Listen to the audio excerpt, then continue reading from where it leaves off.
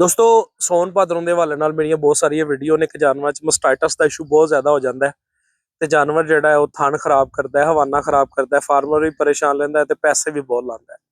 ਇਸੇ ਹਵਾਲੇ ਨਾਲ ਪਿਛਲੇ ਸਾਲ ਡਿਸਟ੍ਰਿਕਟ ਮੰਡੀ ਬਹਾਉਦੀਨ ਦੇ ਅੰਦਰ ਬਹੁਤ ਸਾਰੇ ਐਮਪੀਡੀ ਦੇ ਕੇਸ ਕੀਤੇ ਸਨ, ਜਿਨ੍ਹਾਂ ਨੂੰ ਅਸੀਂ ਸੜਨ ਵਾਹ ਵੀ ਕਹਿੰਦੇ ਆ ਜਾਂ ਮੀਡੀਅਲ ਪਟੇਲਾ ਡੈਸਮਾਟੋਮੀ ਵੀ ਕਹਿੰਦੇ ਆ ਤੇ ਨਾਲ ਆਪਣਾ ਜਿਹੜਾ ਨਾ ਸਟਿੰਗ ਆਨ ਵੀ ਕਹਿੰਦੇ ਆ।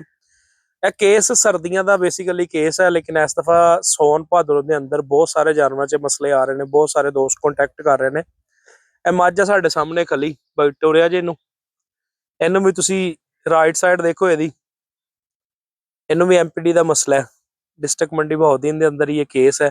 ਲੱਤ ਦੇਖੋ ਪੂਰੀ ਦੀ ਪੂਰੀ ਜਿਹੜੀ ਹੈ ਨਾ ਉਹ ਜਾਨਵਰ ਦੀ ਜਿਸ ਤਰ੍ਹਾਂ ਕੜਾ ਗਈ ਹੈ।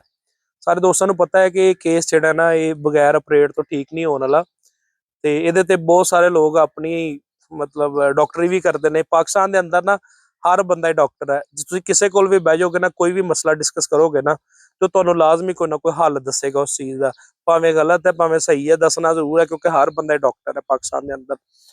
ਤੇ ਕਈ ਬੰਦੇ ਜਿਹੜੇ ਨੇ ਉਹ ਕਹਿੰਦੇ ਨੇ ਜੀ ਧਮੂੜੀਆਂ ਮੱਖੀਆਂ ਜਿਹੜੀਆਂ ਨੇ ਇਹਨਾਂ ਨੂੰ ਜਨਾਬ ਮਾਰੋ ਤੇ ਮੁੱਠੀ ਲੈ ਕੇ ਤੇ ਇਹਨੂੰ ਖਵਾ ਦਿਓ, ਉਹਦੇ ਨਾਲ ਹਟ ਜਾਏਗੀ। ਕਈ ਬੰਦੇ ਕਹਿੰਦੇ ਨੇ ਜੀ ਬੱਤਖ ਦੇ ਅੰਡੇ ਦਿਓ, ਉਹਦੇ ਨਾਲ ਠੀਕ ਹੋ ਜਾਏਗਾ। ਕਈ ਬੰਦੇ ਕਹਿੰਦੇ ਨੇ ਪਿਆਜ਼ ਦਿਓ, ਉਹਦੇ ਨਾਲ ਠੀਕ ਹੋ ਜਾਏਗਾ। ਬਹੁਤ ਸਾਰੀਆਂ ਚੀਜ਼ਾਂ ਦੇ ਕੇ ਦੇਖ ਲਈਆਂ ਨੇ, ਲੇਕਿਨ ਐਟ ਦੀ ਐਂਡ ਇਹਦਾ ਹੱਲ ਜਿਹੜਾ ਨਾ ਸਿਰਫ ਆਪਰੇਟ ਹੈ। ਇਹਦਾ ਆਪਰੇਟ ਕਰਨ ਲੱਗੇ ਆ, ਵੀਡੀਓ ਦੇ ਨਾਲ ਜੁੜੇ ਰਹੇ ਅੱਜ ਦੇਖਿਆ ਜੇ ਤੁਹਾਨੂੰ ਆਪਰੇਟ ਤੋਂ ਬਾਅਦ ਇਹ ਵੀਡੀਓ ਦਿਖਾਉਂਦਾ। ਦੋਸਤੋ ਆਪਰੇਟ ਹੋ ਗਿਆ ਮਾਏ ਦਾ, ਦੇਖ ਸਕਦੇ ਹੋ ਤੁਸੀਂ, ਮਾਸ਼ਾਅੱਲਾ ਬਿਲकुल नॉर्मल हो गई है। ਲੱਤ ਬਿਲकुल नॉर्मल ਚੱਕ ਰਹੀ ਹੈ। ਇਹ ਮੱਝ ਕਾਫੀ ਪਰੇਸ਼ਾਨੀ 'ਚ ਰਹੀ ਹੈ। ਇੰਨੇ ਪਰੇਸ਼ਾਨੀ ਦੇ ਵਿੱਚ ਮੱਝ ਬੈਠ ਜਾਂਦੀ ਸੀ, ਉੱਠਿਆ ਨਹੀਂ ਸੀ ਜਾਂਦਾ ਤੇ ਪਹਿਲੇ ਕਦਮ ਤੋਂ ਬਾਅਦ ਕਦਮ ਪੁੱਟਿਆ ਨਹੀਂ ਸੀ ਜਾਂਦਾ। ਬਹੁਤ ਦੇਰ ਮੱਝ ਜਿਹੜੀ ਨੇ ਇੱਕੋ ਜਗ੍ਹਾ ਤੇ ਸਟਿਲ ਖੜੀ ਰਹਿੰਦੀ ਸੀਗੀ। ਨॉर्मल ਹੋ ਗਈ ਹੈ ਮਾਸ਼ਾਅੱਲਾ। ਮੰਡੀ ਬਹਾਉਦੀਨ ਦੇ ਵਿੱਚ ਅਗਰ ਕਿਸੇ ਜਾਨਵਰ ਨੂੰ ਐਸਾ ਕੁਝ ਹੋਏ ਤੇ ਉਹ ਰਾਬਤਾ ਕਰ ਸਕਦਾ ਹੈ ਜੀ।